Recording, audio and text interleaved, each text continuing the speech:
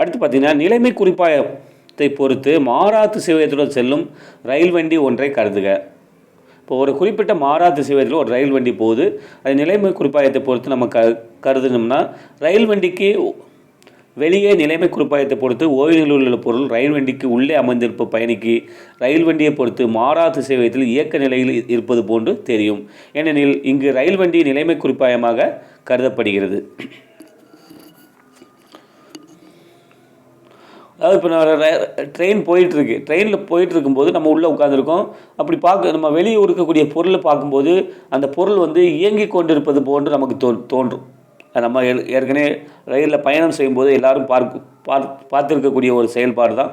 Okay, அனைத்து நிலைமை குறிப்பாயங்களும் ஒன்றை பொறுத்து மற்றொன்று மாறா திசைவேகத்தில் இயங்குகிறது. அனைத்து நிலைமை குறிப்பாயங்களும் ஒன்றை பொறுத்து மற்றொன்று எப்படி மாறா திசைவேகத்தில் இயங்குகிறது.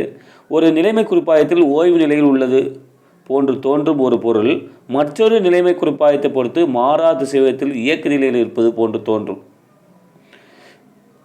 தரையில் நின்று கொண்டிருக்கும் ஒரு நபரை பொறுத்து மாறா திசைவேகத்தில் ஒரு வாகனம் சென்று கொண்டிருக்கிறது. தரையில் நின்று கொண்டிருக்கும் மனிதனும் அவரை பொறுத்து மாறா திசைவேகத்தில் கொண்டிருக்கும் வாகனம் இரண்டுமே நிலைமை குறிப்பாயங்கள் ஆகும். மாறா திசைவேகத்தில் சென்று கொண்டுள்ள ரயில் வண்டியில் உள்ளே வலுவழுப்பான மேசை மீது வைக்கப்பட்டுள்ள பொருள் ஒன்றை கருதுக. ரயில் வண்டி திடீரென்று முடுக்கமடையும் போது எவ்விதமான விசையில் செயல்படாத நிலையில் மேசை மீதுள்ள பொருள் எதிர் திசையில் முடுக்கமடைவது போன்று தோன்றும். இது நியூட்டனின் முதல் விதிக்கு முற்றிலும் எதிராக உள்ளது. இப்போ ரயிலுக்குள்ளே வந்து ஒரு பொருள் வந்து இருக்குது. ரயில் வண்டி போயிட்டுருக்கு, இல்லை ரயில் வந்து ஃபஸ்ட்டு ஸ்டேஷனில் நிற்கு. திடீர்னு என்ன ஆகுதுன்னா மூவ் ஆகும்போது என்ன நடக்குது நமக்கு, அதாவது திடீர்னு அந்த உள்ளே இருக்கக்கூடிய பொருள் வந்து கீழே விழுது. இல்லைன்னா போயிட்டு இருக்கும்போது அந்த முடுக்கம்னா என்ன, திசைவேகத்தில் ஏற்படக்கூடிய மாறுபாடு தான் முடுக்கம்னு சொல்கிறோம். அப்போ திசைவேகத்தில் வண்டி போயிட்டுருக்கு, ரன்னிங்கில் இருக்கக்கூடிய ஒரு பொருள் ட்ரெயினில் வந்து உள்ளே வந்து ஒரு டேபிள் ஏதோ ஒரு பொருள் வச்சுருக்கோம். அப்போ நம்ம திடீர்னு முடுக்கமடைதல் என்றால் என்ன, அதாவது திசைவேகத்தில் மாறுபாடு அடையுது. இப்போ திசைவேகத்தில் மாறுபாடு அடையும் போது என்ன நடக்குது, முடுக்கமடையுது. இப்போ முடுக்கமடையும் போது என்ன ஆகுது, அந்த பொருளானது கீழே விழுகிறது. கீழே விழலாம் அல்லது இயக்கமடையலாம். ஒன்று கீழே விழும், இல்லைன்னா இயக்கமடையும். இப்போ எவ்வித விசையும் செயல்படாத நிலையில் அப்போ அந்த நேரத்தில் மேசை மீது நம்ம விசை எதுவும் கொடுக்கல. மேசை மீதுள்ள பொருள் எதிர் திசையில் முடுக்கமுடையது போன்று தோன்றும். இது நியூட்டனின் முதல் விதிக்கு முற்றிலும் எதிராக உள்ளது. இப்போ நியூட்டனின் முதல் விதி என்ன சொல்கிறாங்க, புறவிசை வந்து எந்த புறவிசை செயல்படாத வரை அந்த பொருள் வந்து எப்படி இருக்குன்னு சொன்னார், ஓய்வு நிலையில் தான் இருக்கும் அப்படின்னு சொன்னார். பொருள் இயக்கத்தில் இருக்கும், அதே இயக்கத்தில் இருக்கும், மாற்றம் அடையாமல். ஓய்வு நிலையில் உள்ள பொருள் ஓய்வு நிலையில் இருக்கும் அப்படின்னு சொன்னார். அப்போ இந்த கான்செப்ட் இப்படி பார்த்தான்னா என்ன, அது ஒரு பஸ்லேயோ ட்ரெயின்லேயோ ஒரு பொருள் வந்து இருக்குது. அந்த பொருள் வந்து இப்போ ஒரு டேபிள்னு வச்சுக்கலாம். டேபிள் இருக்குது. அப்போ பஸ் வந்து, அதாவது பேருந்து வந்து திடீர்னு முடுக்கம்னா எனக்கு சொன்னேன் என்னென்னு, இல்லை ட்ரெயின் வந்து முடுக்கமடையுது. திடீர்னு முடுக்கமடையும் போது என்ன நடக்கும், அந்த பொருளானது இயக்கமடையும், இல்லை கீழே கூட விழலாம். அப்போ நமக்கு அந்த இடத்துல பார்த்தா எந்த விதமான புறவிசை செயல்படலை. அப்போ புறவிசை செயல்படாமலே அந்த பொருள் வந்து இயக்கத்தில் வந்து எல்லாம் ஓய்வு நிலையில் மாற்றம் ஏற்படுகிறது. அப்போ நியூட்டனின் முதல் விதிக்கு இது முற்றிலும் முரண்பாடாக காணப்படுகிறது. இதிலிருந்து நாம் புரிந்து கொள்ள வேண்டிய உண்மை என்னவெனில், ரயில் வண்டி முடுக்கமடையும் போது அது ஒரு நிலைமை குறிப்பாயம் அல்ல.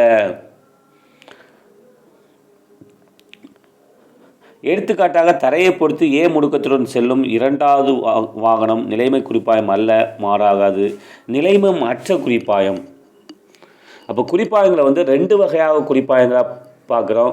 ஒன்று வந்து ஓய்வு நிலையில் இருக்கக்கூடிய குறிப்பாயங்கள் வந்து நிலைமை குறிப்பாயம் சொல்கிறோம். இயக்கத்தில் இருக்கக்கூடிய பொருட்களை வந்து நம்ம நிலைமை மற்ற குறிப்பாயம்னு சொல்கிறோம். ஓகே,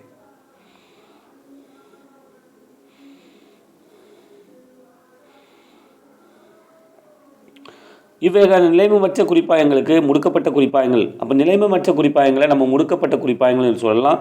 சுழலும் குறிப்பாயங்களுக்கு முடுக்கப்பட்ட குறிப்பாயங்களே, சுழலும் குறிப்பாயங்களும் முடுக்கப்பட்ட குறிப்பாயங்களே. ஓகே, ஏனெனில் சுழற்சி இயக்கத்திற்கு முடுக்கம் அவசியமாகும்.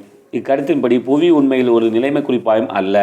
இப்போ பூமியும் நம்ம உண்மையில் பார்த்தோம்னா அது வந்து இயங்கி கொண்டிருக்கு. அப்போ இயங்கக்கூடிய பொருளில் நம்ம ஏற்கனவே சொன்ன மாதிரி ஒரு நிலைமை குறிப்பாயம் அல்ல. அப்போ பூமியும் நம்ம நிலைமை கரெக்டாக சொல்லப்போனால் அது ஒரு நிலைமை குறிப்பாயம் அல்ல.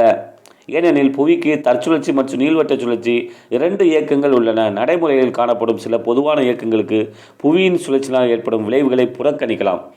ஆனால் புவியும் இயங்கிக் கொண்டிருக்கு. அப்போ புவியை நம்ம இயங்கக்கூடிய ஏற்கனவே சொன்ன மாதிரி இயங்கக்கூடிய பொருளை வந்து நம்ம நிலைமை குறிப்பாயமாக சொல்ல முடியாது. நிலைமை மற்ற குறிப்பாயம் தான் நம்ம சொல்லலாம். அப்போ நம்ம புவியின் மீது இயங்கக்கூடிய பொருள் வந்து அதோட இயக்கத்தை கம்பேர் பண்ணும்போது இந்த இயங்கக்கூடிய பொருளோட வேகம் வந்து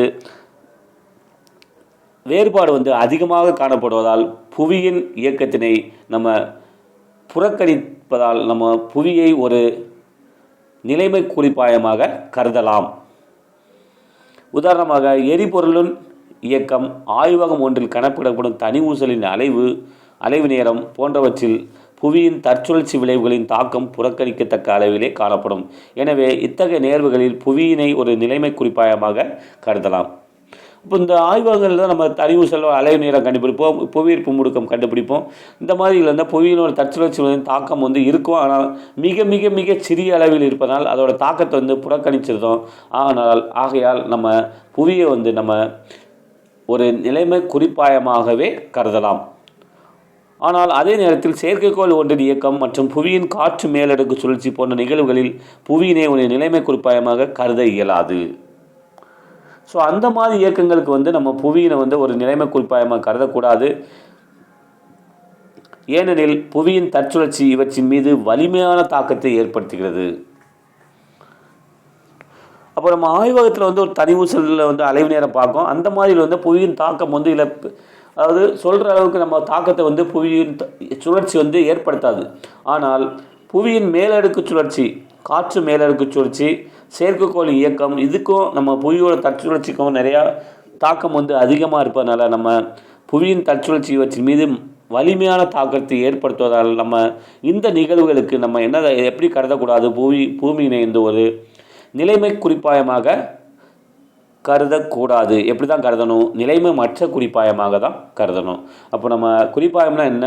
2 வகையான குறிப்பாயம் பார்த்தோம். அப்போ பூமியே நம்ம ஒரு சில நேரங்களில் பார்த்தோம்னா, அதாவது பூமி வந்து ஆக்சுவலாக சுழன்று கொண்டிருக்கிறது. அப்போ நிலைமை மற்ற குறிப்பாயம் தான் நம்ம கருதணும்.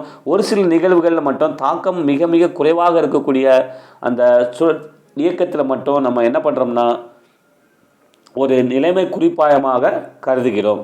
ஓகே.